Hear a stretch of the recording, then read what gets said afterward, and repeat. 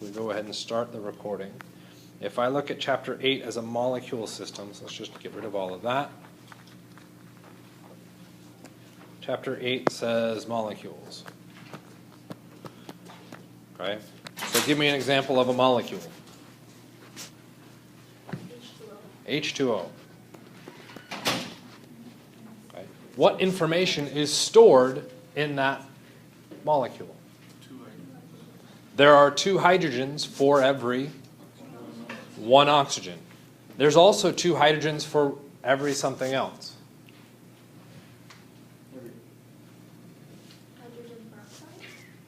No, there's 2 hydrogens for every something else. That's not water. So what that formula says, so we write it out, you said there were 2 hydrogens is equivalent to 1 oxygen from that formula, right? Everybody get that? Okay.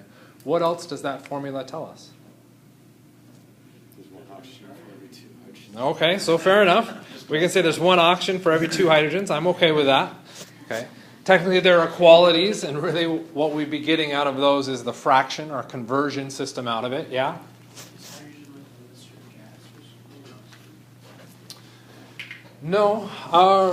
Say that again?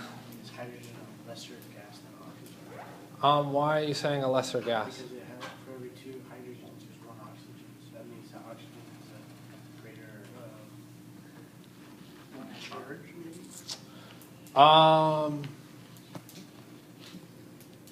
I can't see where you're going with that thought process to say that you're right or wrong. So at this point, what I would say is ignore that thought, and we can try and push that a little bit further outside of class. But I'm going to say that's not the best thought right now. That formula itself gives us more information.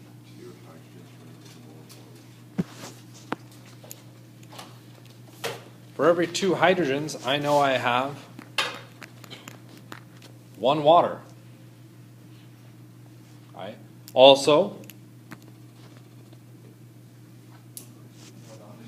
1 oxygen equals 1 water. All of that information is stored within that. Okay? Within that formula. We have access to it. Okay? We just have to realize that that information is there and pull it out. One of the things that is missing in each of those is I've provided the measurement, if you will, the numerical value, and I've provided the substance, but I did not provide the unit of that. Right? What is the unit in each of those cases? Right? We could go through it based on how we've been looking at these. It's the atom. There are 2 hydrogen atoms equivalent to 1 oxygen atom in a molecule of water. Right? There are 2 hydrogen atoms in 1 molecule of water. Why did I switch to molecule? Why didn't I say 1 atom of water?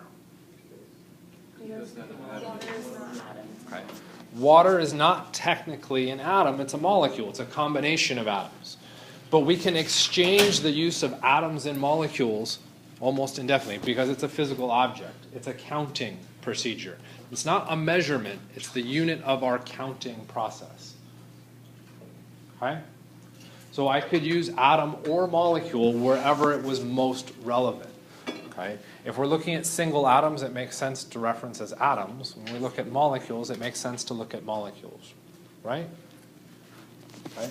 So what happens when we move into then Chapter 9?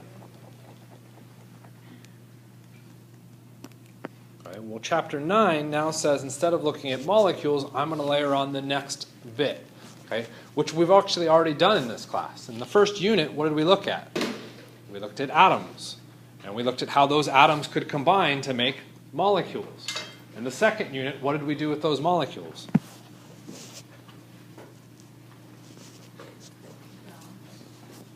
We balanced what?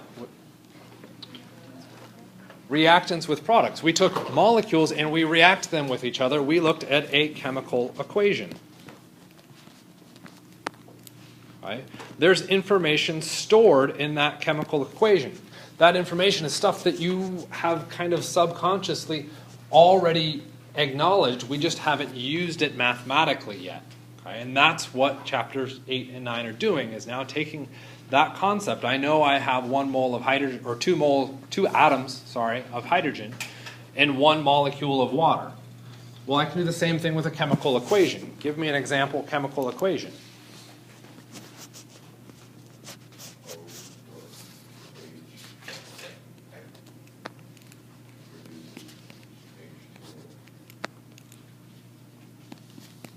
Of course, I centered that lovely.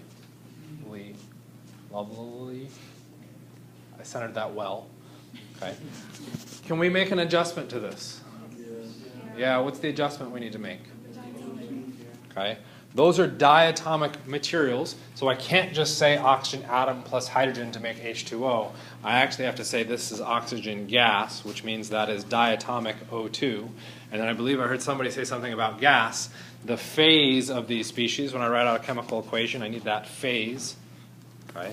Plus our hydrogen gas, that's also diatomic. Its phase. Okay. We could even specify the phase for our water being a liquid. Okay. So we've added a little bit more information. It's now a more accurate representation of the chemical reaction that occurs.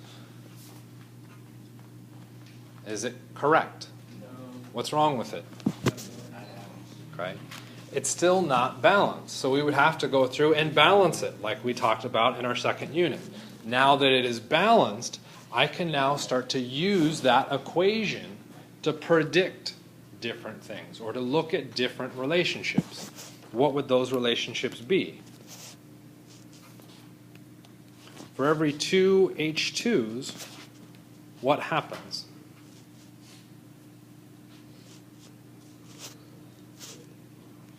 What's that? For every 2 H2s, I need 1 O2 to make the water. I'm taking the coefficients out of my balanced equation. Those are the rules, the amounts allowing me to run this process. Okay? So I've got the number and the substance. What's the unit?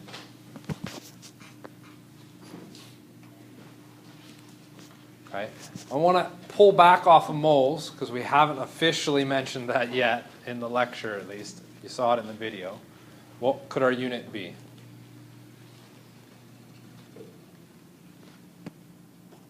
When we looked at molecules, right? We had 2 H2O, or we had H2O, and we said 2 atoms of hydrogen equaled 1 atom of oxygen, or 1 molecule of H2O. Okay. How many people would be happy writing out molecule a lot? No. Okay. So because we are inherently lazy, we come up with an abbreviation. What abbreviation do we use? Ooh, that becomes tricky. If we go through and say mole, a mole is actually something else entirely. So I don't want to use mole as my abbreviation for molecule. I want to use something else. Okay. We could use M. That's meters. Ugh. Maybe you meant capital M. That's actually already used as well. We just haven't gotten there yet. Okay. MO. Let's just put molecule. MO. MO is molybdenum. What? Okay. Right? So MO doesn't quite work. Mole with an E? Okay, mole with an E, believe it or not, is actually the proper way to spell mole. I'm just improper and I always spell it M-O-L. Yeah. What? I don't think that's any easier to write out than molecule. Okay? Ultimately, there is no accepted way to write out molecule as a unit. Okay? I was just trying to get you to come up with some kind of system. Wait, so why What's did you my say system? The mole concept right up there then. Isn't that, Well, it's not mole. mole is not molecule. It means something else. Right? So when it comes to molecule, I've invented my own shorthand because I am lazy and I don't want to write molecule. But I need to use a system that's not already occupied. We had a suggestion. What about MC? MC? Well, that gets confused with the wrappers. I'm pretty close to that. Or Einstein's theory, I guess, of relativity. MLC is usually what I go with. As far as I know, that's not occupied by anything else, and I use that as my shorthand for molecule. If you would like to use that shorthand, you are more than welcome to. Just realize when you move outside of the class, you may need to define that notation for other people. Okay? Because that notation or that simplification is only valid as an accepted practice within this class. And I think there's an English content word behind that, but I don't remember what it was. Conventions and norms? There you go. It's a convention within our class. Convention of the class. The convention of the class lets us use MLC. So what are our units down to our chemical equation? 2H2 equals 1O2. What are our units that we should be including in that? All right, I have a suggestion that it should be 2 atoms of H2. Is H2 an atom? No, that's 2 atoms. Which would then, by definition, make it a molecule. 2 molecules of H2 is equal to 1 molecule of O2. What else comes out of that equation? 2 molecules of H2 can become 2 molecules of H2O. All of these equalities can now be turned into conversion factors that you could use in dimensional analysis to solve some kind of substance conversion. Okay? So all we're introducing with these 2 chapters is a new conversion factor. We just use that new conversion factor hundreds of times. Yay! Yes? I'm just confused how, like, this actually makes sense. Like, how Which part? 2 molecules of just H2 can equal 2 molecules of H2O. You're So adding there's- something, like, I don't understand. How do I get H2 to become H2O? You have to add something, but you're saying that they're equal. I have to add something. I have to add the O2 to get that to work, right? Okay. If I gave you 2 slices of bread, how many sandwiches could you make? 1. Or depends on how many times I cut the bread up. Okay. You're making assumption that a sandwich, because I said sandwich, so in your definition of a sandwich, your sandwich is now only 2 pieces of bread? If I just gave you 2 pieces of bread and said, here's your sandwich, were you going to be like, that's a sandwich? And then you say max. Okay. That's a disappointing sandwich. Okay? Enjoy. Because what are you expecting is also going with that 2 pieces of bread? Something in between. So when we're doing this relationship, what's the extra piece of information that's coming with us? The equation. And when I'm saying this equality, I'm making the statement or the assumption that I have a bunch of oxygen also. That it is also provided in the system. Okay? That it does not limit this conversion. That these 2 are the limiting factor in what I'm building. Okay? So we have to make that assumption when we go through and do this. Okay? And there are cases where that assumption is false. And we would have to prove that that assumption is false. But until we get there, we make the assumption that whatever is not listed is in excess. That is irrelevant or has no value into making that system work or the equation work. Because it was already present. Okay? And you're right, that is a challenging concept, but it makes our calculations a lot more difficult. We don't want to get there yet. Okay? So, within these chapters, 8 molecules, what information do we pull out of our molecules? That's what we've got. Okay? The number of the atoms, we can then relate to the number of other atoms in that molecule. We could also relate it back to the molecule itself. Chemical equations allow us to compare one substance to another substance through the chemical equation. If I wanted to relate hydrogen gas to H2O, but the only information I was given was, say, this equation. Let's say I gave you this equation, but I asked for the relationship between hydrogen and water. Would you be able to tell me the relationship between hydrogen and water based off the data given? Why no? There's no water in the equation. That relationship isn't valid now because the equation doesn't support it. The equation comes first, allowing you to come to those conclusions. Okay, so your equation is what drives this.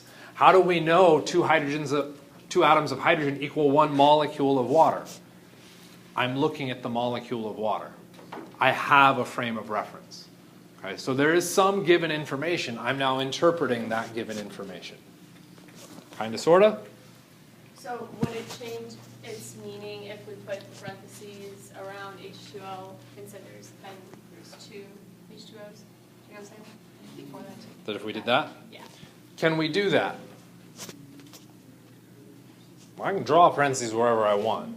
Is this saying I have two H2Os? No, this is saying there's two H2Os that are chemically bonded to each other. That subscript is now saying that is a compound that is two H2Os, not two water molecules. If I want two water molecules, what do I have to do? That two, whoops, needs to go out front. Now I have two independent molecules. Okay? So, let's go through our metric conversions again. Based on some of the answers I saw in the exam, it's probably a useful thing to go through and do. So let's take a look. Okay? Every time you solve a dimensional analysis, write down what you're aiming for. I want micrograms. The symbol for micrograms is that weird mu and then G. Information that I'm given. Well, in this question, it's really easy, right? Why is this question really easy? There's only one piece of given information. So I could immediately jump to that. Okay? So is this too easy of a question to go through as an example? No? Okay. We'll stick with it then. Well, wouldn't hurt to go through a more complex one. Okay. I'll do both. So, milligram, microgram, are they the same thing? No. So in our system, what we then have to decide is that we have to do some other kind of manipulation. It is a requirement because those units are not the same. I'm trying to make them equal each other. Okay? Does the milligram unit show up in the answer? No. No. So what has to happen in all this empty white space to the milligram unit? It has to be gotten rid of somehow through potentially a conversion. Not necessarily always, though. Okay? To convert, or sorry, to get rid of it, it needs to show up in the denominator so that those can cancel, right? Yes. Okay? If I just did that, what unit would I have? Nothing. Is that what I want for an answer? No. So what do I want then? Ideally, we would have micrograms on top. Okay? We don't know that conversion. Okay, fair enough. What conversion do we know?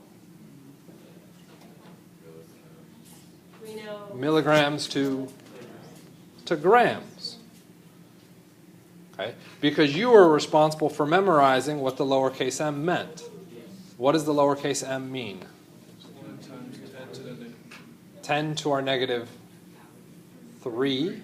Our power of 10 is always associated with the core unit, 10 to the negative 3. Grams is our core unit.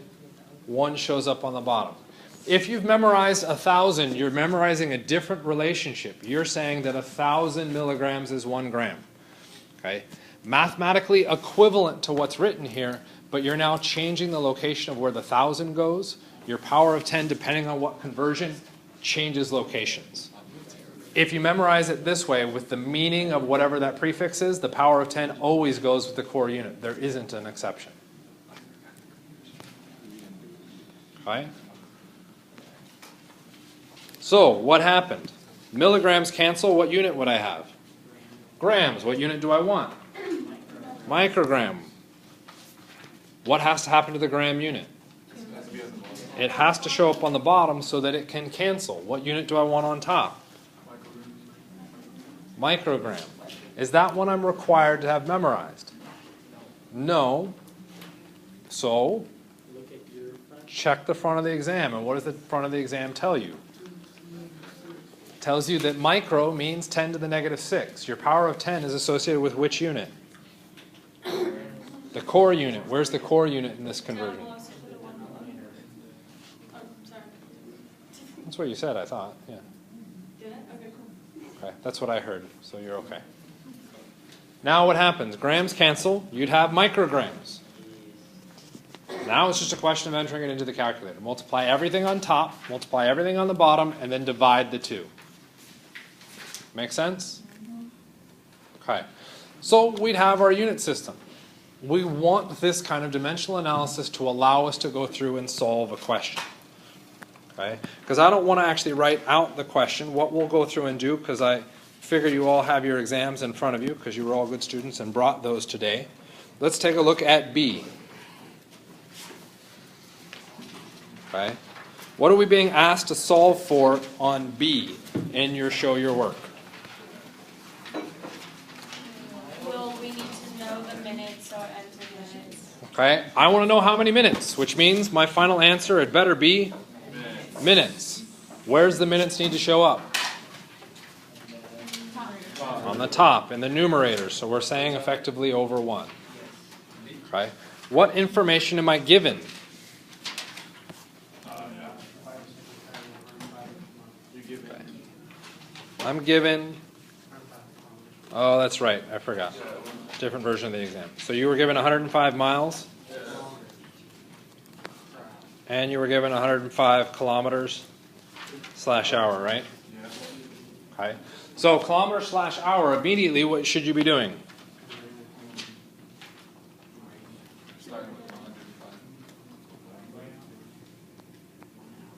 Turn it into the fraction so that we can see our numerator denominator. Okay. Based on, even still, several of the answers that came in. Said, okay, I was given 2 pieces of information. I was given 105 kilometers per hour, so I'm going to start with 105 kilometers per hour. No way yet. Let's figure it out first. Hey, these people, man, no patience. Okay. Are kilometers minutes? Are hours minutes? No. So what do you have to do? Right? We would have to cancel out some of the, or convert some of those units, right? Which unit do you want to get rid of? Okay.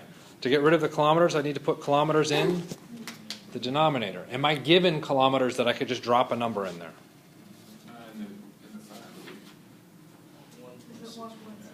Am I given kilometers? No. Not even on the test. I'm not given kilometers. It's 105 miles and 105 kilometers per hour. I'm not given kilometers. Okay. What does that mean I need to do? I need a conversion factor. I'm going to convert those kilometers to something else. Okay.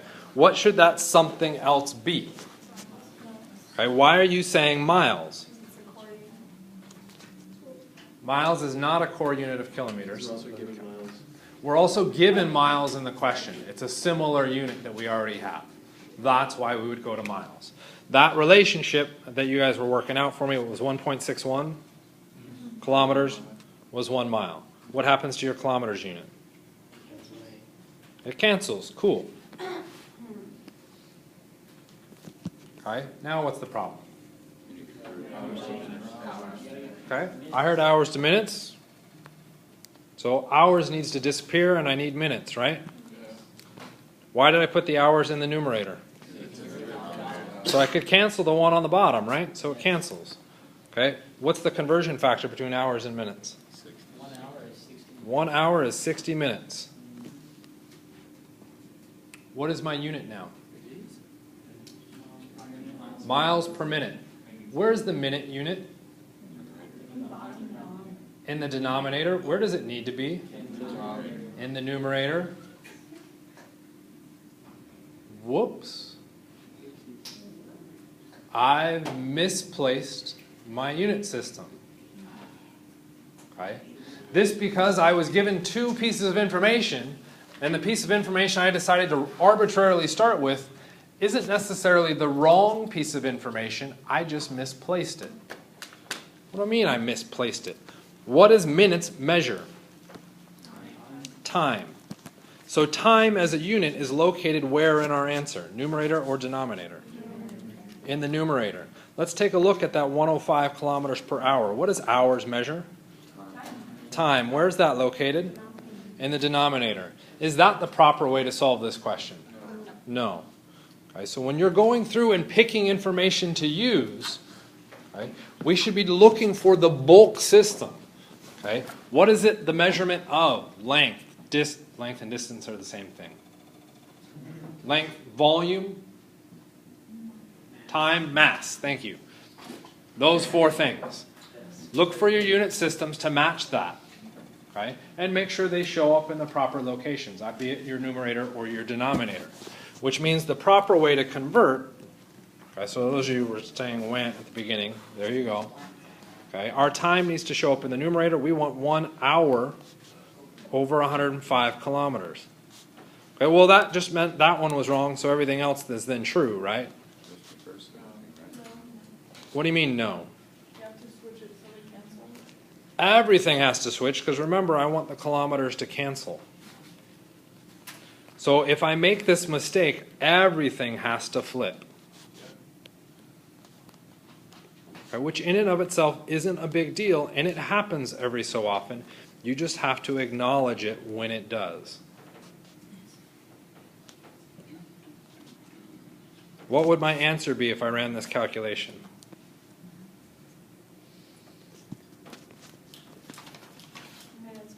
Minutes per mile. What do I actually want it to be? Minutes. What needs to happen?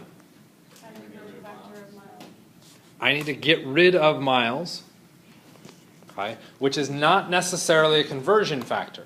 Can I absolutely get rid of miles right now? Am I given miles? Yes. Do I need to convert?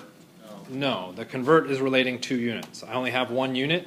Don't need to convert. It's just a question of canceling it out. Now when I run it through my calculator, I get the correct answer. Kind of makes sense? Okay. So you will encounter multiple situations where you are given a glut of information or a glut of different units. Place your units in the best spots that you can, and don't go, well, I just wanted it to switch, so I'm just going to switch it. You can't do that. You have to switch everything, which means your entire number system flips on its head as well. Okay? So, the next thing that comes out is Avogadro's number. Avogadro's number is 1 mole is equal to 6.022 times 10 to the 23rd atoms. Okay? And everybody tends to freak out at this for a couple reasons. Okay? The first reason, it's a decimal, 6.022. That's a bunch of numbers, decimal points, easy to lose track of. Everybody screws that up. Second reason, power of 10. Okay? Also screws everybody up. Okay? The next one, and this is why we invented a mole, what is that power of 10 to? The 23rd. Well, 23. I'm only a little bit older than 23. That's not that big of a deal. Okay. 10 to the 23 is a little bit different than just like 10 numbers, okay, or 10 years. We're looking at a massive difference there. Okay? And you can go through a variety of videos to scale through how big that is. The example I like to use is the national debt, because nobody seems to care about the national debt. Right? They're like, whoa, yeah, it's just $18 trillion. Okay? So only 18. Dude, I'm 35. So that's only like half my age. That's not a big deal. But if I actually take into consideration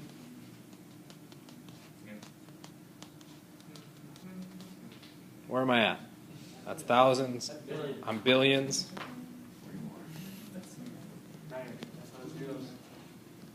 That's a little bit more than, you know, my age. Okay. Yeah, what was that account number again? Yeah, that's kind of significantly large. Okay? But that is so large that we look at that and we go like, well, really that's just 18 trillion. 18. We've invented the term trillion to take this number that has a whole bunch of zeros to make it look more manageable. Because 18, I'm like, well, that's pretty close to the number of fingers and toes I've got. I can understand that number now. Okay? It's not quite it's not quite right for our analysis. Okay? But the human brain can't comprehend numbers that large, which is why when we consider the debt, most people ignore it. The people that seem to really care about it are the people that actually have some concept of how massively bad that is. The rest of us are just like, that's less than my fingers and toes. I don't really care. I can fix that with like a paycheck. I just give them a 20 and it's all paid off. Okay? Right? A $20 bill, right? But the people that care still can't do anything about it. So there are other issues that then scaffold into this, but if we don't have enough people that care, it never gets fixed. Right? So that's kind of what's happening with the mole concept. If we go through and look at atoms, they are so insanely tiny that to get that system up to a place where I can manipulate it, I have to take an insane amount of atoms out. Right? I have to collect 10 to the 23rd of those atoms and put them all together in a pile, and now I have an amount of atoms that I can manipulate. Right? Because every time I manipulate atoms, I have to collect roughly that amount of atoms. I said, well, this is stupid. I don't want to count every single atom. So I'm going to invent a new unit. Not trillion, I'm going to invent a mole. And that mole is now there to represent that stupidly huge amount of atoms so that I don't have to deal with counting each and every single one of them. Okay? And I need that many so that I can come up with an appropriate mass. It's kind of a laziness, it's also an ability thing. It's apparently what chemistry Okay. is about. Chemistry is about scaling things that we have no way of manipulating or seeing at an atomic level and scaling them to a level that we can manipulate and work with. And that's what's happening with this unit. Okay? Trillion was 10, 1, 2, 3, 4, 5, 6, 7, 8, 9, 10, 11, 12. So trillion's 10 to the 12. Okay? Right? That's relatively simple still, right? That's just 10 to the 12. Right? Not a big deal. The mole isn't just a power of 10. It's not just 10 to the 23rd. We also have this stupid number in front of it that also messes with our calculations. Why do we need that number? Why did we not just pick 10 to the 23rd and call it square? Because that's Did you actually almost 6 times that now? Why do I need 6 times of that? Just like I'm creating a unit system. A dozen is a new unit. A dozen does the same thing as a mole. Okay? Like in the video where I make fun of farmers. And I feel bad about that. Okay? The farmer can't count above 20, right? So we say a dozen so that we can now explain that he has 144 eggs. Oh, you just get 12 dozen eggs. Well, I know a dozen is 12, and I know what 12 is, so if I get 12 dozen, the farmer's now cool. I totally understand how many eggs you're telling me about. Right? A mole does the same thing, except instead of it being 12, it's 6.022 times 10 to the 23rd. Why do we pick 12? Actually, I don't know. because there's 12 hours. And there's a baker's Why did we dozen. pick 12? There's a baker's dozen. Tom Brady's number 12. I like how we're My- trying to find the logic behind the system. That's good. And coming up with random correlations. That's even better. Okay? I actually don't know why we picked 12. Okay? There is a reason behind why we picked that number of atoms. Okay? And it actually has to do with, again, the whole system behind this. To get a mole, to get an amount of atoms that I can actually work with and manipulate, I need that many atoms. I need a lot of atoms. Well, how would I know that I had that many atoms? How would I measure those atoms? Because I can't count them.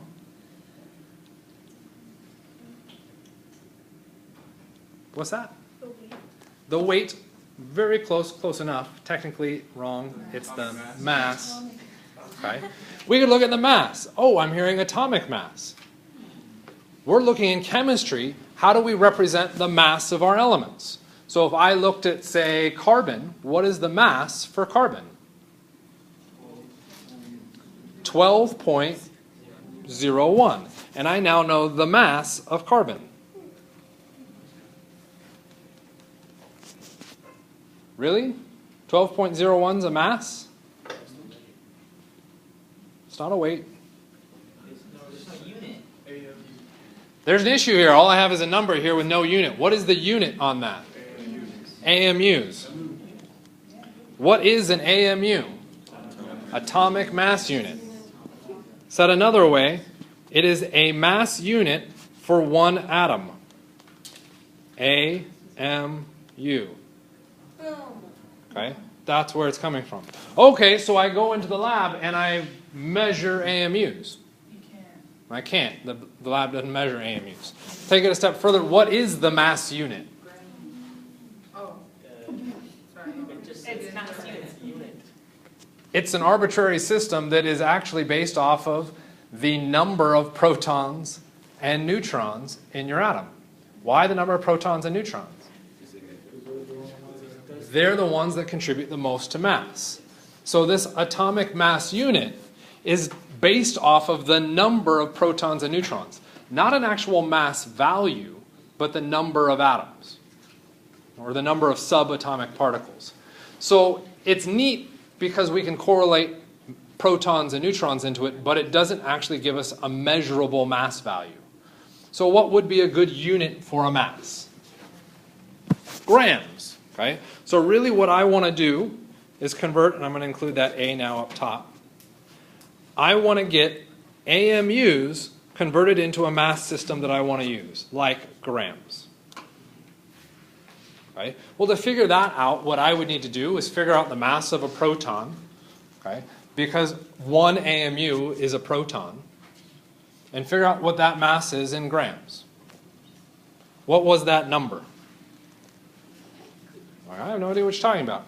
Take a look at the front of your exam. 1.66 times 10 to the negative 24th. 1.66 times 10 to the negative 24th grams is 1 AMU. Cool. So somebody was nice enough to give that to you. You should thank that person at some point in your life. Oh, thank you. Okay. So we'd now be in grams. Okay. So I converted the mass number on the periodic table for carbon with a useless unit and put it into grams. Cool. So now I can go into the lab and I can measure the mass for carbon. Why no? That's grams. Because the negative 24, I don't think it goes that far.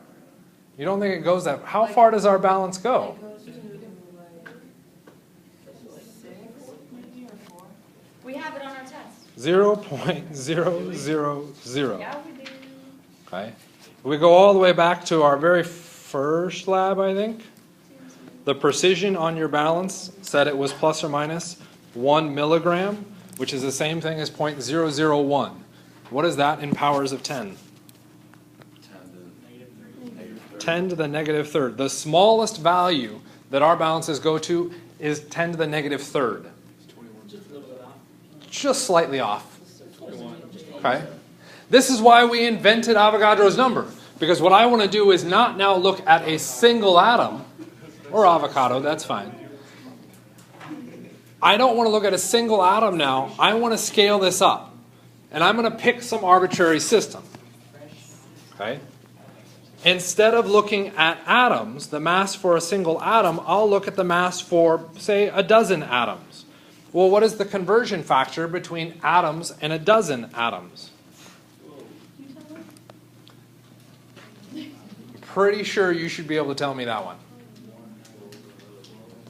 1 atom is 12 dozen. Oh, we're No, still 12 using atoms is 1 dozen. 12 atoms is 1 dozen. 12 atoms is 1 dozen. Yeah, I agree. 12 atoms is 1 dozen atoms. It's the definition of a dozen. Okay? It's the conversion factor for the unit of dozen. It has nothing to do with anything else. I just picked an arbitrary system to scale up by. Okay? So cool. Now if I went through and ran the calculation, I'm not good at math, but it's going to be 1.66 times 10 to the negative 23rd grams for a dozen atoms. Cool. It's no longer 10 to the negative 24. It's 10 to the negative 23. Is that any more measurable? No. No. I need not a dozen, but I'm going to need a significantly larger number. I could pick trillion. Okay, 1 trillion atoms. What? Right? What do we say that was? 10 to the 12? That gets a lot better, right? Ballpark, negative 12. Okay, I don't know what the scale is up after trillion. There's quadrillion. Is that just another 3? Yeah. We need a couple more than that. Quintillion. It's 18. Okay, let's just invent one because does anybody actually know it? Probably, yeah, quintillion's 5. And Is 5 more? it's like 5 sets of zeros. 5, So that would be 15. No, it's So here we're going to do negative. It goes by sets of 3s. Yeah, so it's going to be 20. So let's do negative 24, and we'll invent a new system. 24 zeros. Sorry, not negative. 24 zeros is going to be a Mike's worth of atoms. That's not Oh, come on. New system. A Mike's worth of atoms is 10 to the 24. Okay, so we could then run through the calculation, and I would end up with some number, whatever that number is. So let's take a look at that. Anybody have a calculator that want to punch that in? Really, all we need to do is 12.01 times 1.66. quintillion. That's 10 to the 24. Okay, I'll change it in just a second. 12.01 times 1.66.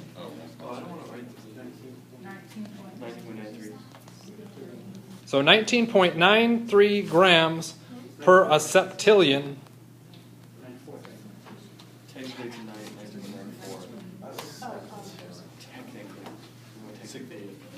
Sig figs, 19.9. That's actually, dang it.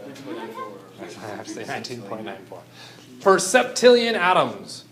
Is the 19.94 associated with carbon on the periodic table? Yes. No. No, there's no 19.94 with the carbon, right? So that means to get into a measurable system, I have to use the periodic table, run a calculation just to get to a gram value. That's a bit tedious, right? Okay.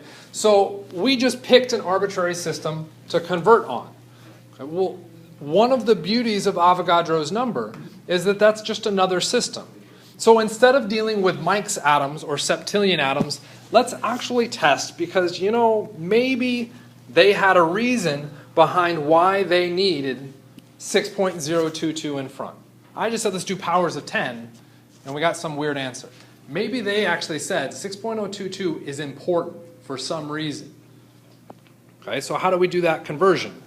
Okay, we want the atoms to cancel, right? So the atoms has to go on top. And then I want moles on the bottom. Well, according to my equation, 1 mole is 6.022 times 10 to the 23rd atoms. Right? So we're just testing. Hey, this is what they said to do. We were going to use some arbitrary system, right? Mike's atoms. I never get to name anything after myself. So we're screw your septillion. I'm going to go with Mike's. Okay. Mike's atoms of arbitrary unit system. We had something. I'm now famous. Why did Avogadro get to use his? Okay. So what do you mean it makes sense? Let's go through and run that. How is 6.022 times 10 to the 23rd any cooler than dealing with Mike's? There's somebody much smarter told me. That's what he came up with. He failed. He had little failures, and this is his big This success. is lots of numbers. Let's deal with those lots of numbers. Okay? So you got calculators, right? 12.01 times 1.66 times 10 to the minus 24 times 6.022, shush your mouth, 6.022 times 10 to the 23rd. Run it into the calculator. That is not a happy thing to do. I agree. Where's that from? Oh, Let's test this and let's see, maybe my unit system actually is pretty crappy and theirs is a little bit better. What happens when we run this into the calculator? What do we get? What's it spit out?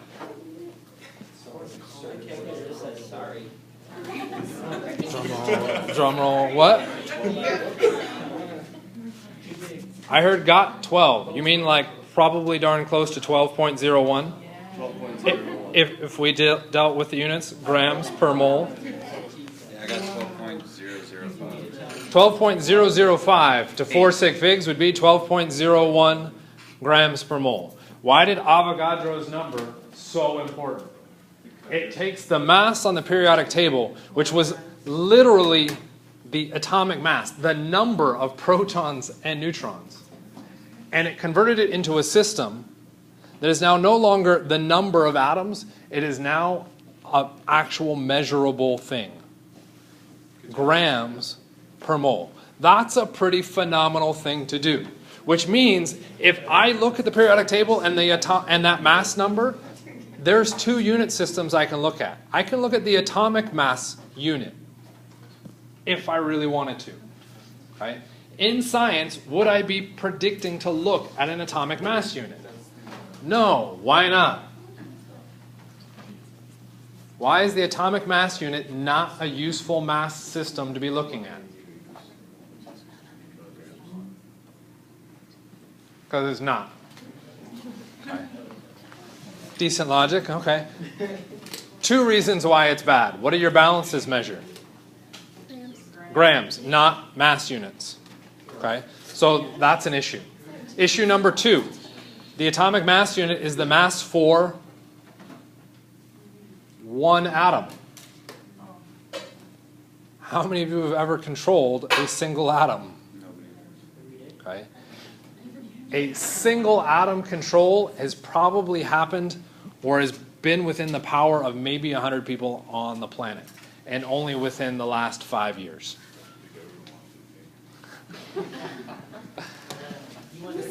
We'll let that one fall, but yes. Okay. The single atomic atom control is not something we have the ability to do. What we can do is take a giant bucket load of atoms and put them in a situation where they can now potentially react, and I now have a way to measure those. The mole is just a way to scale up to a measurable system. That's the only reason for it. Okay? Since no one challenged me on the dimensional analysis, we'll go ahead and take a look at that question, and I'll solve through it with you guys. How many oxygen atoms are in 0.240 moles of O2? Okay. What am I being asked to solve for? Okay. Typically, I put that unit first, followed by the substance, because I think it's easier to see. So atoms of oxygen. What is my symbol for oxygen atoms? O. Okay. So Ma, that's an interesting point. You're saying it should be O2. Yes. Well, not the answer. What am I being asked to solve for? Oxygen atoms. I'm not being asked to solve for oxygen gas or oxygen molecules. So we have to be very careful in what the question is asking for. I'm asking for the atoms of oxygen, atoms of O. That's going to become important because what do we start with? We start with 2.240. Moles, sorry, 0.240 moles of O2, or our oxygen gas. Is moles of oxygen gas the same thing as atoms of oxygen? How do we solve? we got to get rid of moles of oxygen. We want to get rid of moles of oxygen. So what do we want to convert to? Okay. We've got a couple different ways that we could look at it. We could look at going into moles of atoms, and this is a bit weird, of oxygen. Officially, when we said moles of O2, that's really the moles of molecules of O2. Kind of, sort of? Yep. What is the conversion factor between those? So it would be the moles of atoms of oxygen. Would that be its atomic weight? Okay. So another way to look at this, What is different between these? Are the moles different? No. So ignore the moles. I'm asking, how do you convert atoms of oxygen to molecules of O2? Where do we find that information? It's not on the periodic table. What? Oh, is it on there? It's right there. It's in our question. It's in the question, yes.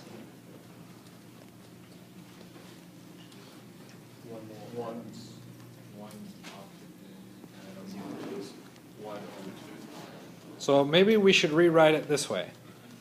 Atoms of oxygen need to be equal to the molecules of O2. What numbers need to go in there? 1 and 2. 1 where? 1 atom of oxygen is in 2 molecules of O2? 2 atoms of oxygen are in 1 molecule of O2. Oh! That conversion factor came from where? The proper formula.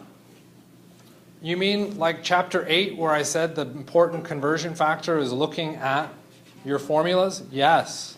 Yes, exactly like that. 2 atoms, 1 molecule. What unit would I now have? You have atoms of oxygen on top. Careful, Okay. because the moles didn't change. The moles did not, so we have moles per atom of oxygen. What unit do we have? Okay. No. Look at it.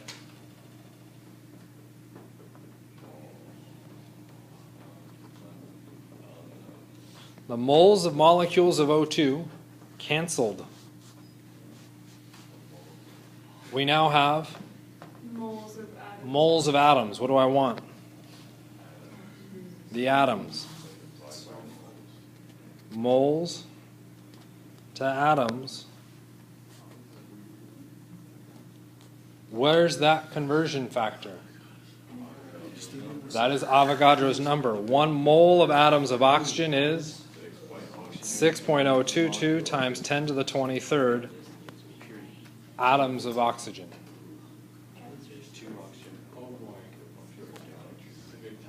Stoichiometry, yeah, there's a fun word that usually comes out of this. Stoichiometry is another way to look at the balancing or the setup of dimensional analysis. Typically, stoichiometry is in reference to chemical equations. It still works for chemical formulas. What you're attempting to do is find different conversion factors. Avogadro's number is 1 conversion factor. We have another conversion factor coming from our chemical formula. You're responsible for finding both of those or knowing both of those. The chemical formula is one that you should find. Avogadro's number is one that you should memorize. I apologize, I talked too long, but I was really trying to make sure we got that.